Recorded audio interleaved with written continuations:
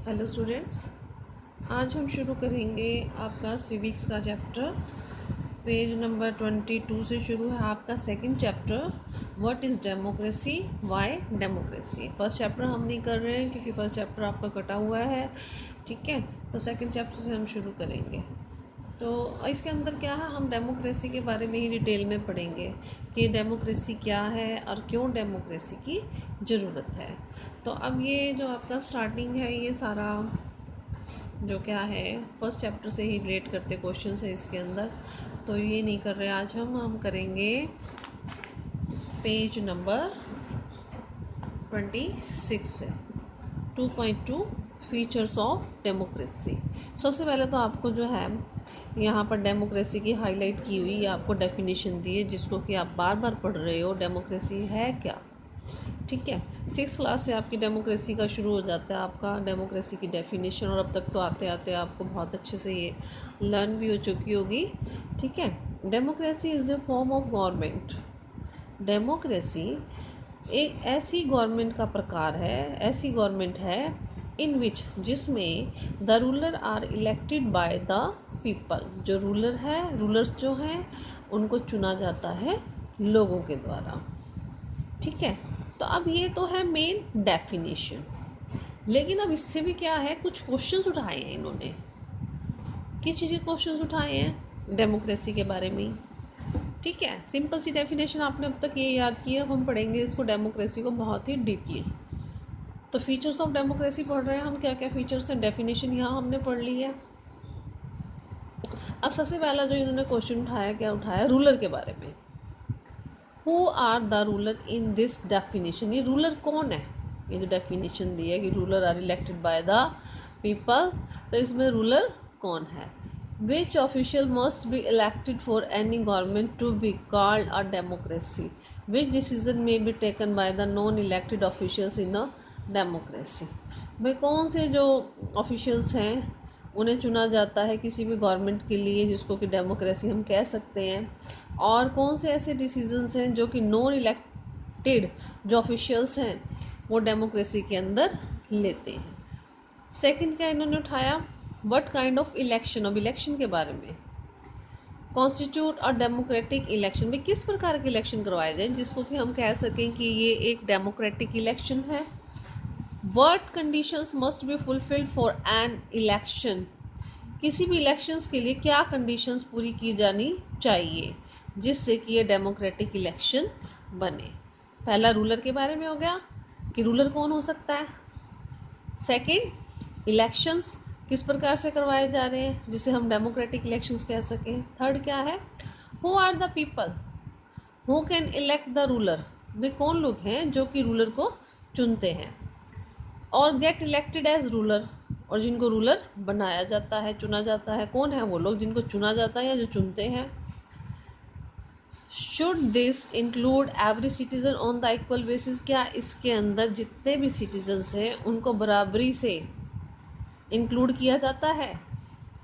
Can a democracy deny some citizens this right. क्या democracy कुछ citizens को मना कर सकती है ये राइट देने का, भी तुम वोट नहीं दे सकते हैं, तुम इलेक्शन में खड़ा नहीं हो सकते, इस तरह का कोई राइट देने से क्या डेमोक्रेसी मना कर सकती है। अब फोर्थ क्या उठाया इन्होंने, finally what kind of a form of government. आखिरकार किस प्रकार की जो होती है गवर्नमेंट डेमोक्रेसी के अंदर। Can elected ruler do what ever they want in a democracy.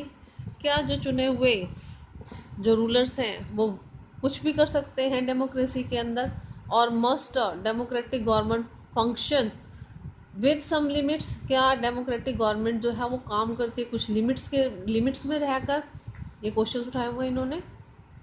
Is it necessary for a democracy to respect some rights of the citizens. क्या ये बहुत ही ज़रूरी है डेमोक्रेसी के अंदर कि जो सिटीजन्स हैं उनके राइट्स की रिस्पेक्ट की जाए। Let us consider each of these question with the help of some example. अब यहाँ पर क्या है, कुछ एग्जाम्पल्स के जरिए हम समझेंगे कि क्या होता है, कैसे होता है। तो अब यह है major decision by elected leader. भाई जो डिसीजंस हैं, जो मेजर डिसीजन जो लिए जाते हैं इलेक्टेड लीडर्स के द्वारा, यहाँ सबसे पहले पाकिस्तान की एक स्टोरी बताई गई है आपको आपकी बुक में। जनरल परवेज़ मुशर्रफ कौन थे यहाँ पर, जो कि मिलिट्री के हेड थे यहाँ पर, मिलिट्री कॉप इन अक्टूबर 1999। जनरल परवेज मुशर्रफ ने क्या किया था, मिलिट्री कॉप किया था, मतलब मिलिट्री में थे ये, तो इन्होंने को तख्ता पलट कर दिया था गवर्नमेंट का, अपने हाथ में ले ली थी सारी गवर्नमेंट 1999 में। ही ओवरथ्रू अ डेमोक्रेटिकली इलेक्टेड गवर्नमेंट, उसने जो डेमोक्रेटिकली चुनी हुई जो गवर्नमेंट थी उसको ओवरथ्रू कर दिया था, मतलब उसको हटा दिया था। And declared himself the chief executive of the country, और इसने अपने आप को चीफ एग्जीक्यूटिव घोषित कर दिया था देश का। मतलब जो इलेक्टेड गवर्नमेंट थी उसको तो हटा दिया, और कब कब हटा दिया, 1999 में। किसने हटा दिया, जनरल परवेज मुशर्रफ ने। क्या किया था, मिलिट्री कॉप किया था, तख्ता पलट किया था। लेटर ही change his designation to president. देखो यहाँ पे इसने अपने आप को दिया चीफ एग्जीक्यूटिव का, मैं चीफ एग्जीक्यूटिव हूँ, लेकिन बाद में उसने अपने डेजिग्नेशन जो पद था ना उसका, जिसपे ये चीफ एग्जीक्यूटिव को, उसको चेंज करके प्रेसिडेंट में अपने आप को कन्वर्ट कर दिया कि अब मैं प्रेसिडेंट हूँ देश का। कब किया ये, 2002 में, नहीं सॉरी, प्रेसिडेंट कर दिया। और 2002 में held a referendum in the country. Referendum होता है लोगों की जो है ना, लोगों की राय लेना, लाइक वोटिंग सिस्टम से। भाई लोग क्या चाहते हैं, भाई मुझे पद पर बनाए रखना चाहते हैं या हटाना चाहते हैं, इस बारे में रिफरेंडम लोगों की इच्छा जानने की कोशिश की। कब की, 2002 में। अब इससे क्या हुआ कि उसको उसके देश में ही क्या हुआ, 5 साल का एक्सटेंशन मिल गया। भाई ठीक है, तो प्रेसिडेंट बना रहा है 5 साल के लिए। Pakistani media, human right organisations and democracy activist, जो भी ये पाकिस्तानी मीडिया थी और जो ह्यूमन राइट ऑर्गेनाइजेशंस थी या फिर डेमोक्रेसी के जो एक्टिविस्ट थे, उन्होंने क्या कहा, that the referendum was based on, भाई ये जो जनमत करवाया गया था, जनमत मतलब लोगों की जो राय जानने की जो कोशिश की गई थी, वो किस पर आधारित थी, मल प्रैक्टिसेस, मतलब मल प्रैक्टिसेस गलत, मतलब कि फ्रॉड करके, चीटिंग पर आधारित थी। भाई चीटिंग करके उसने ये जो रिफरेंडम था उसको जीता था। ठीक है, पाकिस्तान की मीडिया, ह्यूमन राइट जो ऑर्गेनाइजेशंस थी, उनका ये कहना था कि इसने फ्रॉड करके और चीटिंग करके जो है ये रिफरेंडम को जीता है। इन अगस्त 2002 he issued a legal framework order that amended the constitution of Pakistan। अब जो है उसने अगस्त 2002 के अंदर एक लीगल फ्रेमवर्क ऑर्डर जो था वो इशू किया, जिसमें क्या किया, अमेंडेड होता है चेंजेस लाना, किसके अंदर, कॉन्स्टिट्यूशन के अंदर। लीगल फ्रेमवर्क लाकर उसने जो कॉन्स्टिट्यूशन था पाकिस्तान का, उसमें अमेंडेड कर दिया, उसमें बदलाव कर दिए। अकॉर्डिंग टू दिस ऑर्डर, अब इसके अनुसार क्या था, जो ऑर्डर लेकर आया था, the president can dismiss the national और प्रोविंशियल असेंबलीज। जो प्रेसिडेंट हैं वो डिसमिस कर सकता था नेशनल और प्रोविंशियल असेंबलीज को। The work of the civilian cabinet is supervised by the national security council. जो भी काम था सिविलियन कैबिनेट्स का, उसको सुपरवाइज किया जाता था नेशनल सिक्योरिटी काउंसिल के द्वारा, which is dominated by the military officer, जिस पर की अधिकार था, किसका दबदबा था, मिलिट्री ऑफिसर्स का दबदबा था, मतलब उनके अंडर रहकर ये काम करती थी। आफ्टर पासिंग दिस लॉ, ये लॉ पास होने के बाद, election were held to the national and state assemblies. Elections किए गए नेशनल और स्टेट असेंबलीज पे। So Pakistan has had election, तो अब पाकिस्तान में इलेक्शन हो रहे थे। Elected representative have some power, अब जो चुने गए इलेक्टेड रिप्रेजेंटेटिव थे उनके पास कुछ पावर्स तो थी, but the final power rest with military officer and general Musharraf himself. लेकिन जो फाइनल, कुछ पावर्स तो थी उनके पास, लेकिन जो फाइनल पावर्स थी वो मिलिट्री के ऑफिसर्स के हाथ में थी, या जनरल परवेज मुशर्रफ के खुद के हाथ में थी। Clearly there are many reasons, बहुत सारे रीजन्स थे why Pakistan under general Musharraf should not be called a democracy. अब देखो इलेक्शंस तो यहाँ पर भी हुए हैं, लेकिन अब जो पाकिस्तान था जनरल मुशर्रफ के अंडर, उसे हम डेमोक्रेसी वहाँ नहीं कह सकते थे कि पाकिस्तान के अंदर डेमोक्रेसी है। But let us focus on one of these, लेकिन इस चीज़ में अब एक चीज़ पर हम फोकस करते हैं। Can we say that the ruler are elected by the people in Pakistan? क्या हम कह सकते हैं कि जो रूलर था उसको पाकिस्तान के लोगों ने चुना था?